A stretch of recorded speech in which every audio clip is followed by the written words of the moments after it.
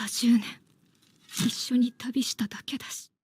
This one line right here prepared everyone for what was to come, what the anime had to offer, and the journey we will be taking.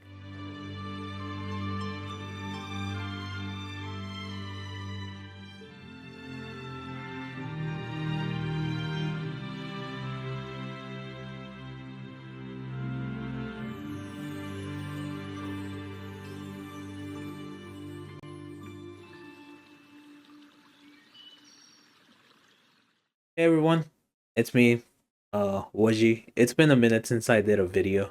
Mom has been carrying the channel for a while, and I think it's time I get back in the game now. Just been busy with some work, but yeah, as you guys saw with the opening and also the title of this video, that's why you guys clicked, Title of this video. This video is gonna be about Frieren Beyond Journey End. And I'm gonna delve into how this certain anime, is now the number one anime on my anime list. How it like dethroned Full Metal Alchemist Brotherhood, anime that is considered to be one of the greatest anime ever by the anime community, the Breaking Bad of anime. How a fantasy anime dethroned such an anime. So we'll be discussing about the plot and characters and the animation in this. I'll try not to make this video super long. I don't want you guys sitting there and hopefully you guys watch the entire video, but I don't want you guys, sitting there for 1 or 2 hours and just me babbling about Fear and Beyond Journey End.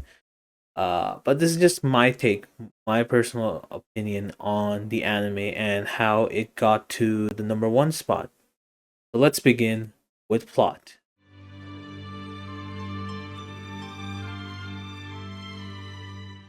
Before I talk more in depth about the plot, I wanted to talk about episode 1 a bit. Give you guys a bit summary, because in my opinion, episode 1 beautifully puts together the kind of show Frieren is gonna be. Is it gonna be slice of life? Is it gonna be a sad tragedy comedy show? Just the overall general vibes of the show, you kind of get it from episode 1, the style that it's going for. So let's start with a summary.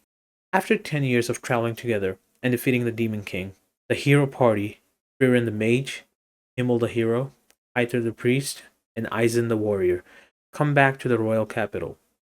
They are welcomed warmly and praised by the people. Later in the day, the group recalls their adventures and enjoy watching the Era meteors, a rare event that happens every 50 years. Frieren promises to show the group a better spot to see the shower when the next time it happens. Now, you can already tell that where it's going with this. When the meteor only happens every 50 years, Frieren just calmly says, I'll show you guys, a better spot next time in 50 years. Not knowing how short a human life is, whether Himmel and Heiter will even be alive. Aizen, sure, he's a dwarf, and dwarf do live longer than humans, but not as long as elves. So you can kind of see how this is going a bit. This is just a start off. You're questioning the Friren's judgment in a way, you could say. After this, they go their separate ways, and Frieren continues her quest for magic.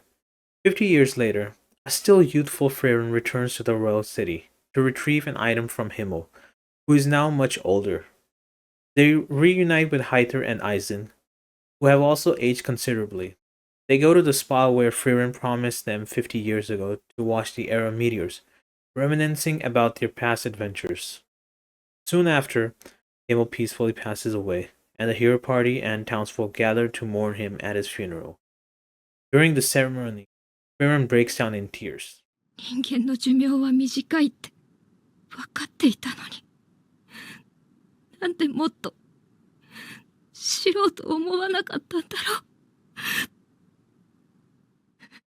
Like I said earlier, this episode prepares the audience properly for what the show is going to be about, what we are to expect from it and not to expect.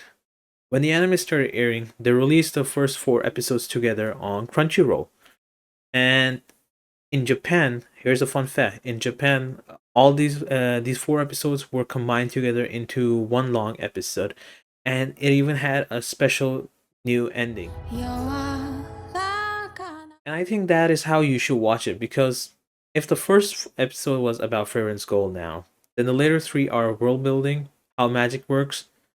But I guess you can include that in world building also.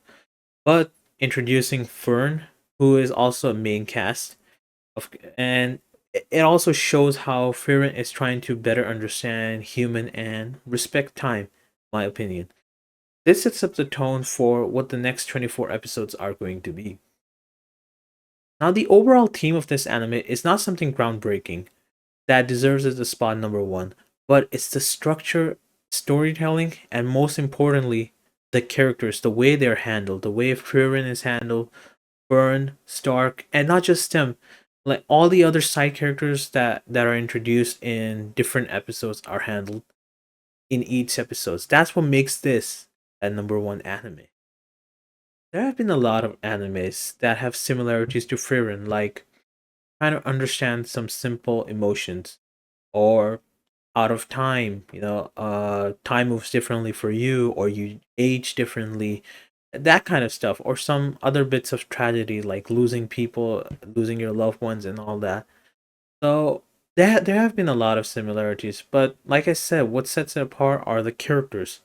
Now we'll delve more into the character section.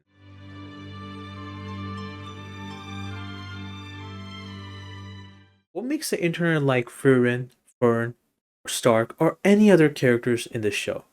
Is it because they're good looking? Is it because they're OP? They're really powerful? Or that they always win? Is it because of that? No. They may be the reasons, but not the strong ones.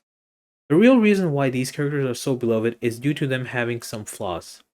But these flaws are later in episodes fixed upon, or they try to understand the flaw. Frieren is someone who's enigmatic, knows powerful spells, and can pretty much one shot enemies. But she has flaws of not understanding some simple stuff, which you would expect from a powerful mage like her to know. Especially how she always falls for the mimic chests. ミミックに食われかけた時は置いてこうかと思ったぞ散々罠だって言ったのにマジかよこのエルフ置いてかない Burn, on the other hand, is a quick to learn, adapts well to what's going on around her in battle, and is a quick thinker. But even she, if you look at how she is in the beginning versus her now, it's not a huge leap in personality, I mean, but she was colder before and was a bit tired of Frieren's style of adventures, which is waiting for a while. Over time, she understood why Frieren is like this, started having more patience, and most of all, trusted Frieren's judgment, who is more experienced at adventuring than her. Stark, my boy. Now, let me just say, he's my favorite character in the show. I just love the entire personality that Stark brings to the show. You know, he's really powerful as a warrior, but at the same time, he's pretty scared. So I just love this duality between, like, this duality that he has. So now I also love what Stark brings to the show. Uh, so we have this scaredy cat kind of side to him, which is really nice. You know, depending on like how he can split mountains. But then he has this kind of side where he just attracts these weird people around him. If you guys don't remember, in the final arc of the anime, the mage exam, the city that they are in, I forgot the city's name, but there's this one old guy that just randomly comes and talks to Stark whenever Stark's on screen, right? One random old guy just comes and talks to Stark about, like, yeah, keep up your training and you'll finally be able to master it. And then he just starts walking away. And when Fern came and asked Stark, like, oh, who is that? Did you find a new teacher and all? And he goes like, I don't even know. That random guy just started talking randomly to me about strength and all. So it's moments like these that kind of show like the show isn't so gray or one-sided where it's trying to be this one thing. There's like stuff going on in this show, and all these stuff make together such a incredible great show. 道理で村が襲われなくなったわけだ。竜は賢い生き物だ。Now, animation. This is the final piece that I'm going to talk about, and it's going to be the shortest one. I don't want this video to be super long, like I said, and no one wants to watch. I said this earlier, like no one wants to watch an hour-long video. So, I don't want to make you guys suffer. Let's start. This is one of the cases where the anime did not just do justice to the original source material, which is manga, but I believe they went above and beyond. The angles some scenes are taken in, the angles some scenes are portrayed, or lighting used, the OST playing in the back, and even though most of the anime was about the journey and we don't see a lot of fighting, but when fight happens, Madhouse shows they can handle it. I want to thank Madhouse Studio, the director Keiichiro Saito, who also directed Bocchi the Rock. Now, if you guys have not seen Bocchi the Rock, I highly recommend you guys to see it. It's not a fantasy type of anime or anything. It's only 12 episodes. It's a slice of life anime, but it's really good. It's a really good anime. Highly recommend that. And I would also love to thank Evan Calls for delivering such an incredible OST, and Millet for one of the best ending songs in my humble opinion. I always listen to Anytime Anywhere in car. It's a beautiful beautiful song, and just the lyrics, just trying to just read up the lyrics and all that. It's such a beautiful song.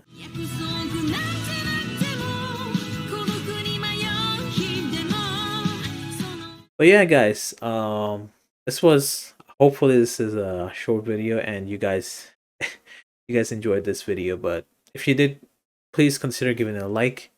If you're new to the channel, please subscribe. Don't forget to hit the bell notification icon. And yeah, guys, I'll see you next time right here in the Matrix.